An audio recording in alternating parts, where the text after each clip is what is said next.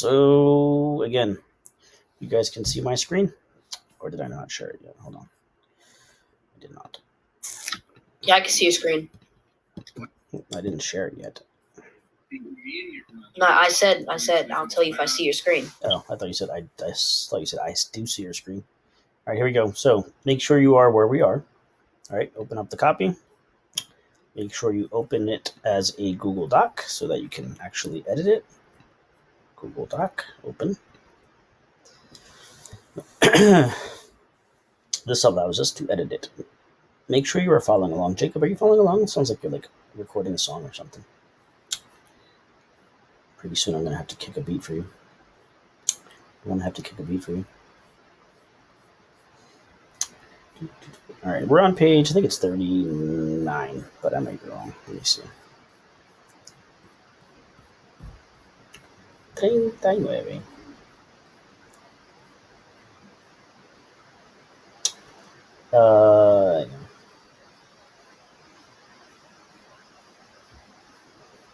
Hi, mister. Mr. Tavera, make sure you get here on time, sir. Okay.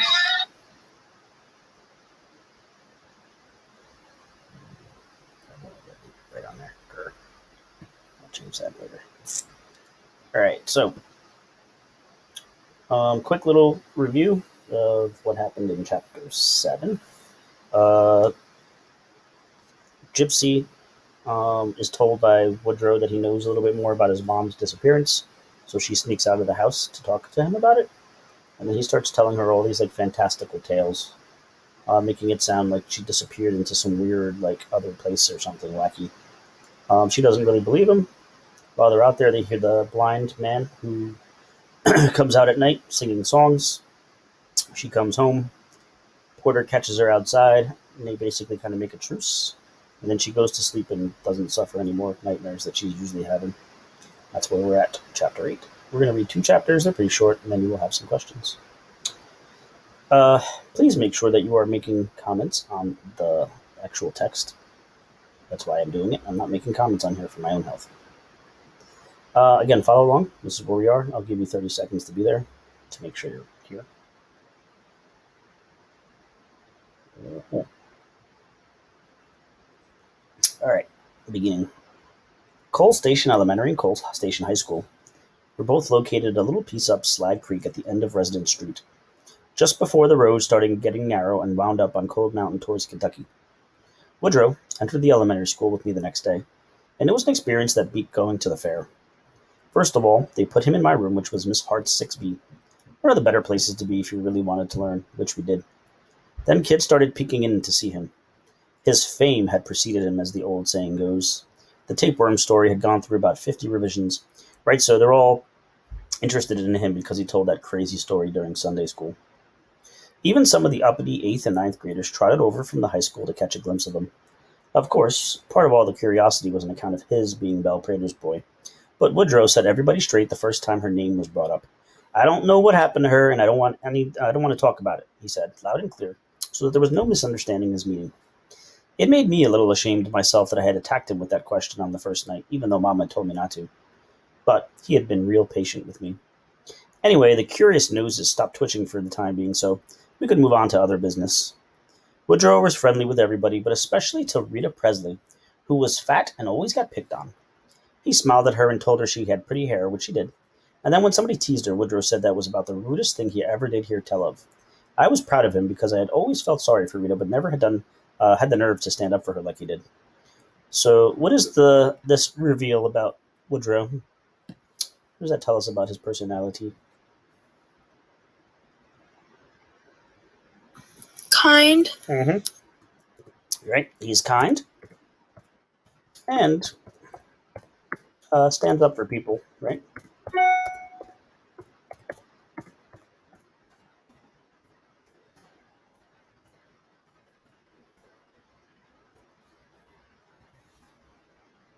And make sure you have that there.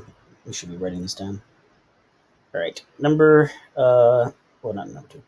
Continuing. During science class that morning, we talked about caves, and Woodrow made a favorable impression on Miss Hart.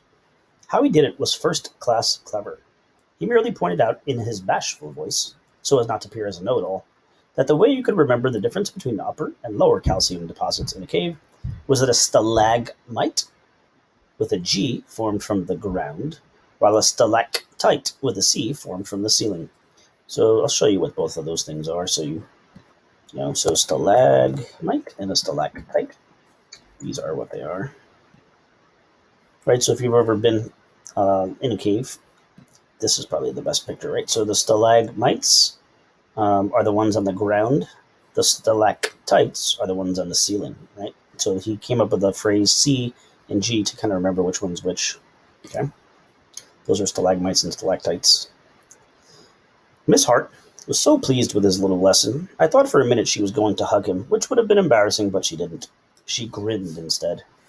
Woodrow was encouraged and asked if he could tell a story about a cave. "Oh, yes, please do, Miss Hart," said. Whereupon she sat down, and once again Woodrow was at the front of the class. Woodrow's story was about Floyd Collins, a man who liked to explore the great Mammoth Cave of Kentucky. And what happened to him when he went spelunking one day was a sorrowful thing. Spelunking is people who like explore caves. That's what this word means. So let's write that. It's a cave explorer. I don't know where that term came from. It's a wacky spelling. So somebody who's a cave explorer is a spelunker. He got stuck in a crevice. That's like a little tight opening where he died because rescue workers could not reach him. I nearly wanted to cry when Woodrow was finished, for it was a true story. So we went to our arithmetic lesson in a mood of seriousness. Our minds tended to hark back to that cave in Kentucky where poor Floyd suffered so awfully for weeks preceding his death. But once again it was Woodrow who saved the day. A puzzle, a puzzle, the word was whispered around the room. Woodrow has an arithmetic puzzle. Miss Hart was smiling again. There were three men, you see, Woodrow began. They went to a hotel in New York City, where I hear tell everything costs more than anywhere else. Anyway, they were charged $30 just to sleep one night in a hotel room, if you can believe it. Yes, I don't know if you guys have ever been to New York City. That is kind of true. Everything in New York City is a lot more expensive. It's kind of annoying. They grumbled, but each man paid his $10, which makes $30, right? Then they went up the steps to their room, which, by the way, had 3 beds in it, so nobody had to double up. It wasn't no sleazy place.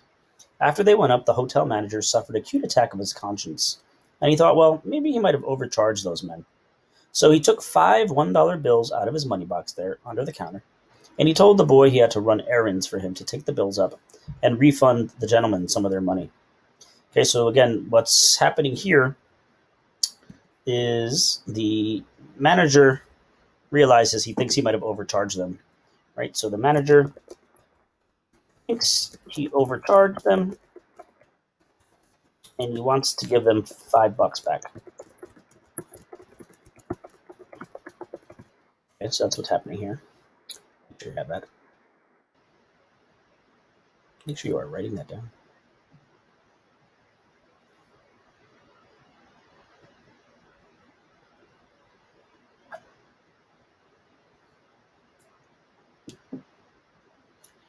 All right. So the boy goes and on his way, he puzzles over how he can divide 5 evenly among 3 men. And he sees no way that he can do it, right? Because, 5 is not divisible by 3. So what did he do? He stuck 2 of them ones in his own pocket. Then he gave each of the 3 men $1 apiece. So what did that kid do? What did that kid just do? He basically just took the majority of the money. Well, he didn't take the majority of it, but he took some of it, right? So what's that doing? He's basically stealing, right? So this kid stole $2. Now, if you're following me, that means that each man paid $9 for his room, right? That's $27. The boy had $2 in his pocket, right? That's $29. So what happened to the other dollar? Woodrow sat down. We scratched our heads. We started scribbling and figuring. Miss Hart was calculating mentally on the ceiling. Woodrow then admitted that he didn't have the answer. There was no satisfactory answer. Next thing we knew, it was lunchtime, and it seemed like we had just got to school. Rain poured down, and we couldn't go outside to play. So we sat around in the classroom whispering and playing games. Hangman and tic-tac-toe. Then somebody said, "Woodrow, do you know any more puzzles?" Naturally, he did. Sort of. He went to the blackboard and printed in large letters. So again, he has this written on the board. It's like another riddle. Once again, we were stumped. until Woodrow gave us the first line, which was, "See them puppies?" Miss Hart couldn't keep the lid off for the rest of the afternoon. She said it was like trying to hold 30 corks underwater at the same time. This is an example of what? Nose. What is that an example of?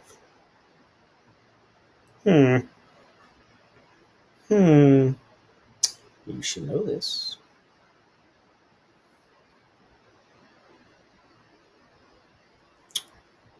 The key word to look at is the word like. What is this an example of? Oh, are you talking about? Simile. That is a simile. Fantastic. I know. As for me, I never had a better school day. I told Woodrow that very thing as we walked home at 3:30. "Can't you hear you're calling, Woodrow?" I teased him. "You're a natural-born teacher. You make learning fun." "Oh no," Woodrow said. "I'm going to make picture shows when I grow up. My first one will be about plants that eat people. Besides, those were all Mama's stories, even the men in the hotel one and the puppy one. Now, the Collins story's true, and she used to talk about it when she was blue. She said she knew exactly how Floyd Collins felt, trapped like he was in Mammoth Cave, just like Ed Morrell felt in the straitjacket, just like Belle Prater felt on Crooked Ridge." So again, from last chapter, you're really seeing that this mother really felt like she was like suffocating, right? So she had the story about the guy who gets stuck in the cave. She had the story about the guy in the straitjacket. Now we kind of see that she has this awful feeling about her own life. Once again, we had come full circle back to his mama. And I knew it was the thing that gnawed at him all the time and wormed its way into everything he said and did. Granny's phone started ringing off its cradle that evening, always for Woodrow. And it didn't slow down for as long as he lived there. This is an example of something, but you might not know because you might not understand what it's saying. This is a hyperbole. So hyperbole is an over-exaggeration. So old school phones, right? So I don't know if you've ever seen old school phones, right? So everyone has cell phones now. Nobody really has old school phones.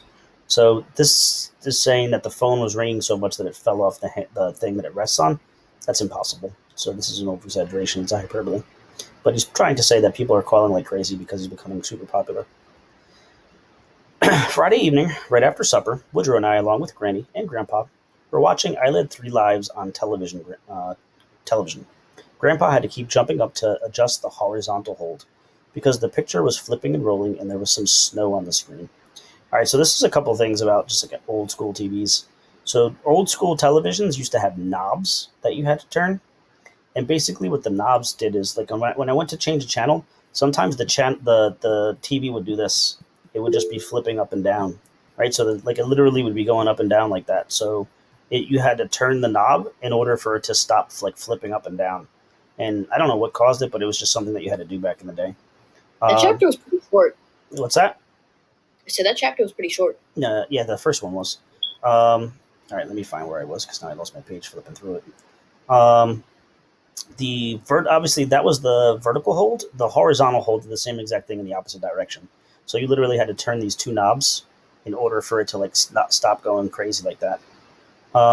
The snow, I guess I can't really show it to you too well. I couldn't find anything great. So snow on the screen. Basically, TVs too weren't perfectly clear images. They basically had like this black and white behind it. So if you had a channel that wasn't working at all, it looked like this. This is what snow is.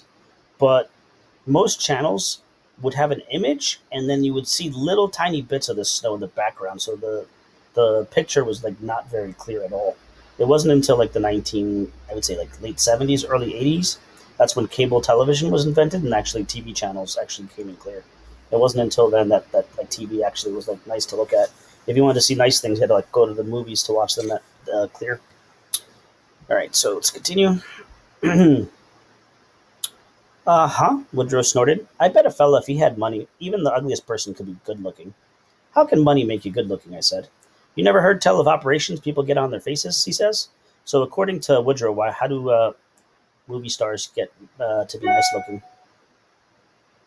What makes these movie stars nice looking? They do like things, surgery and stuff. Yeah, exactly. Wait, we're gonna read chapter 9. Yeah. So if you look in terms of almost like the Kardashians, they're a perfect example of this whole theory that he has, which is actually correct. Woodrow believes rich people all get, well, actually, it's like movie stars, not rich people. Movie stars get plastic surgery to look good.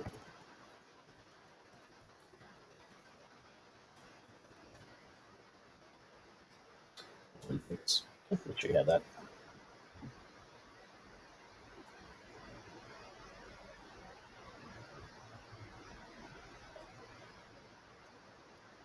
So in the 1950s, though, I'll be honest with you, they probably didn't really have much plastic surgery because it wasn't really a newer thing.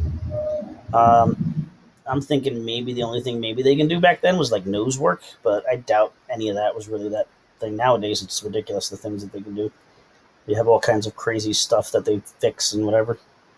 So you look at you look at a picture of what's that one? The Kylie Jenner. If you look at a picture of her from how she looked when she was like 12 to how she looked when she's like 16, like it's unrecognizable. It's obvious that she's had all kinds of facial work done and like lips and whatever they do. Um, did you ever see an ugly movie star? No, you didn't. They have money, and I bet if the truth was known, a bunch of them were born uglier than a mud fence. This is an example of what? Simile? Close. Hyperbole? Metaphor. It's a metaphor. Okay. We were stretched out on our bellies on Granny's braided rug. A box of Cracker Jacks between us. I'll show you a picture of what Cracker Jacks are. I don't know if you've ever had them. They're pretty good.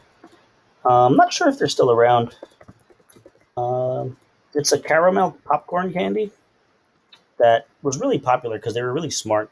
What they did, Yeah, they used, yeah, those are still out, mister. yeah, they used to put a toy in the box. It was basically a good trick that they used. They were probably like one of the first companies that realized if I put a little toy inside of it, that people will buy them, right? So they put like a little, like it's like a little cheap toy. It wasn't even good. It was like a sticker or something wacky, or like not nothing of value really. Something that probably cost like just a penny or two. All right, so let's continue. Woodrow found the prize, a rubber ring, and I let him keep it, even though it was pink and should have been for a girl. The show ended and Dinah Shore came on singing "See the USA" in your Chevrolet. Chevrolet is that type of car. America's the greatest land of all, and throwing us a kiss. Dog could be heard barking outside, and at the same time there was a knock on the front door. Woodrow and I scrambled to our feet. He beat me to the door. It was Uncle Everett. Who's Uncle Everett? Who was Uncle Everett? Woodrow's dad. That's correct. Howdy, son, he said quietly. He was tall and shaggy looking. He was wearing overalls. Overalls, if you don't know. Nobody really rocks overalls anymore except for farmers. Those are overalls. Chucky. Yeah, Chucky. All right, where am I? And in his hands was an old beat-up hat, which he twisted around like he was nervous. Howdy, Daddy, come on in, Woodrow said, and I could tell he was tickled. But they didn't hug or even shake hands. So, tickled is being used in a way that you probably never really hear it from.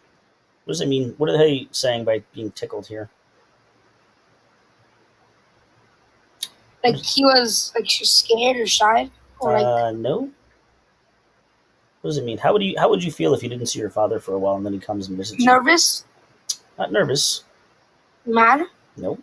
You haven't seen your father in 2 months and now he's here. How would you feel? Happy. Yeah, Delighted. happy, Yeah, exactly. happy. Exactly. He's happy. Okay, so tickled means happy. Mm, Woodrow held the door open for his daddy, and Uncle Everett stepped inside. He nodded for the rest of us. Howdy do, he said. Granny and Grandpa stood up and greeted Uncle Everett and offered him a seat, which he took. At least he took the edge of it, where he perched, and he didn't appear to be any comfortable. So again, you can kind of see that he doesn't feel comfortable here. And the why, reason, mister? and we're gonna go over that in a second. So he doesn't feel comfortable. Again, our clue is that he's not sitting on the chair the right way. Right? Instead of sitting back on the chair, he's like sitting on the front of it. I could barely remember him being in this room once, maybe twice before, and it occurred to me for the first time that it could be Uncle Everett felt self-conscious with us, just like Woodrow had felt the day in his oversized pants with the rope holding him up, and me in my frilly dress. All right, so again, this has to do with the fact that Everett is like super poor, and now he's in this house of these people who are obviously have lots of money. So when he's inside this house of people who have lots of money, he doesn't feel comfortable. He feels like he's underneath it. Right? He doesn't feel well. Um, I actually had the opposite thing when I was younger. Like my father, he was kind of poor, and I actually used to get embarrassed when my friends wanted to come over. I didn't want them to come over when my house was just kind of like trashy. So I can understand it from the opposite perspective as well. I just wanted to check in on you, boy, Uncle Everett said. See, you're doing okay. Doing fine, Woodrow said, and I parked on the floor beside his daddy's chair. I eased down there beside Woodrow. You started school here, I reckon? Uncle Everett said to him. Yeah, and they put me in Mrs. Hart's room, Woodrow said, with Gypsy. Uncle Everett glanced at me and he nodded. How you doing, Gypsy? I'm fine. How are things with you, Uncle Everett? Getting by. Yeah, reckon I am. He said it like he wasn't too sure. There was a moment of uncomfortable silence. How's Daisy and Milkweed? Woodrow said. They're fine.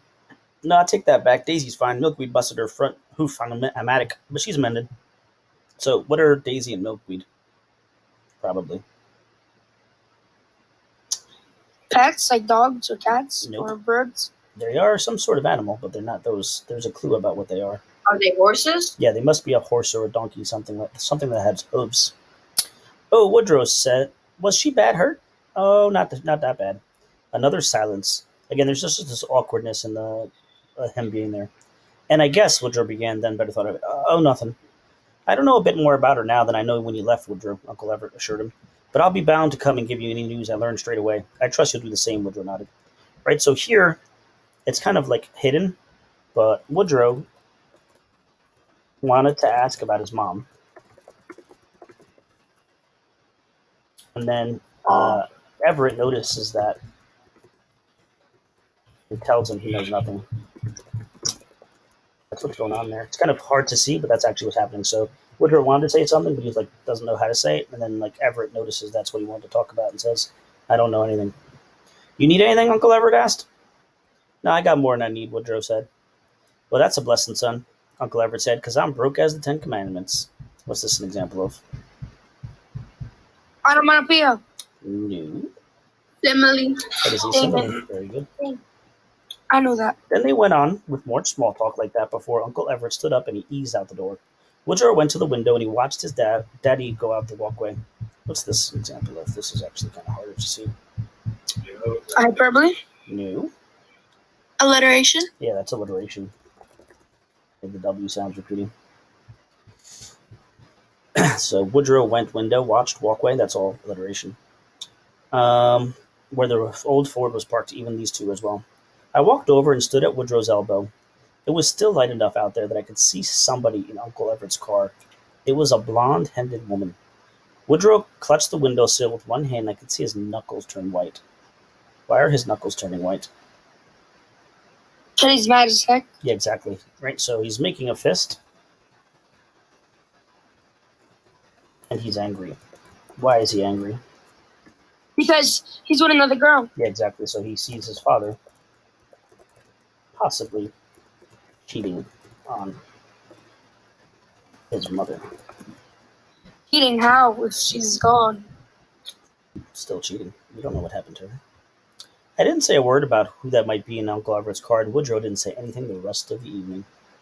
All right, so I'm going to stop this first, share it with you. Now